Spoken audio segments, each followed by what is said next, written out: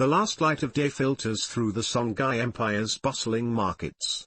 It's 1464, and Sunni Alibu has just begun his 28-year reign that will transform West Africa forever. This forgotten African superpower controlled the entire Middle Niger Valley, dominating trans-Saharan trade routes where salt was literally worth its weight in gold. But this wasn't just about wealth.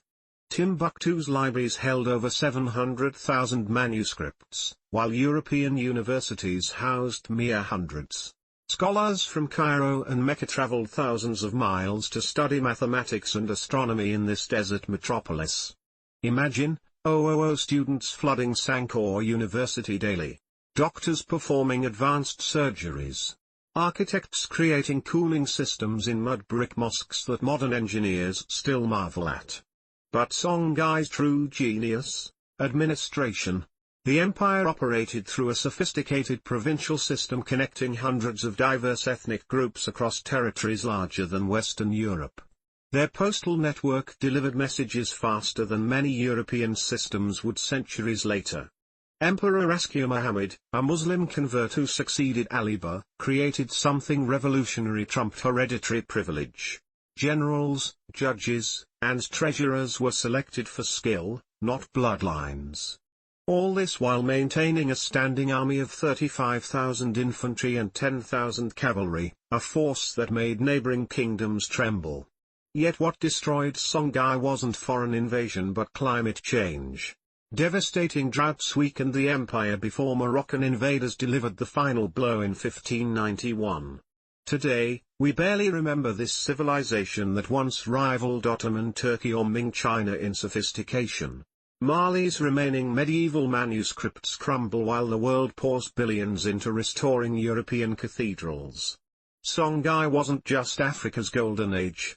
It was a global pinnacle of human achievement, proof that greatness can flourish anywhere, then vanish from memory if we aren't careful to preserve it. The city of Kyiv, 1019 CE.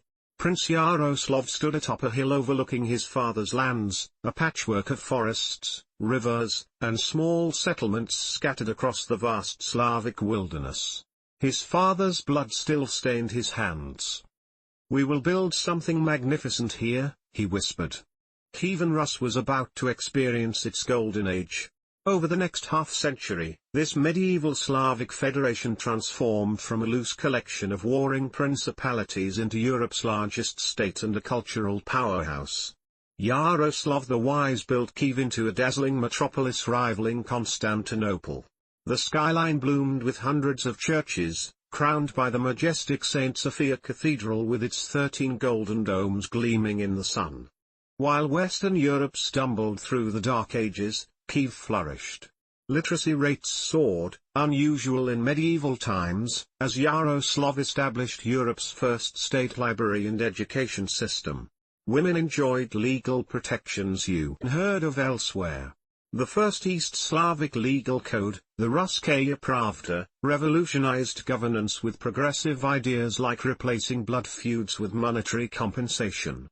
Marriage alliances linked Kyiv to royal houses across Europe, from France to Norway, Hungary to England. Yaroslav's daughter Anna arrived in France literate, while her husband, King Henry I, could barely sign his name. Artisans created exquisite mosaics, illuminated manuscripts, and jewelry that showcased a distinctive Slavic aesthetic blending Byzantine influences with local traditions. Yet this golden age was brief. After Yaroslav's death, succession disputes fractured the realm. By 1240, Mongol horsemen galloped through Kyiv's gates, leaving the once glorious capital in ashes. But the cultural DNA established during this golden century never disappeared. It lives on today in languages, literature, and laws across Eastern Europe, an enduring legacy of the first great Slavic civilization.